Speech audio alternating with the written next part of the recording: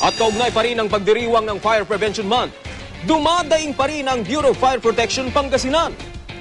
Hanggang ngayon kasi, kulang na kulang pa rin umano sila sa gamit. Ang ginagawaan po ng bumbero, pinagtatagaan, kung may sira, pinapa-repair, nagpapatulong sa lokal, kumisan, dahil sa kakulangan ng pondo. Ayon sa BFP Pangasinan, 75 fire trucks ang kailangan sa lalawigan.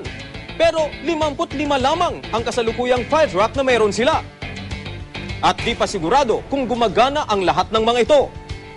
Ang iba kasi nilang gamit, hindi pa napapalitan mula ng unang gamitin noong 1970. Kulang din daw sila sa tauhan. 70s up to now, yung mga truck, nakakaroon po tayo ng mga bagong truck pero mangilang-ilang lang.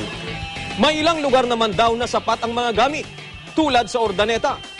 Sa kasalukuyan, mayroon silang 5 fire trucks na ginagamit hindi lamang sa kanilang lungsod, kundi pati na rin sa pagresponde sa ibang kalapit bayan. Sufficient po yung fire truck natin po. Ang pagkukulang lang po ay yung mga PPE or yung protective gears ng ating mga firefighters. Umaasa naman ang BFP na makakapaglaan ng kaukulang pondo ang gobyerno sa pangangailangan ng ahensya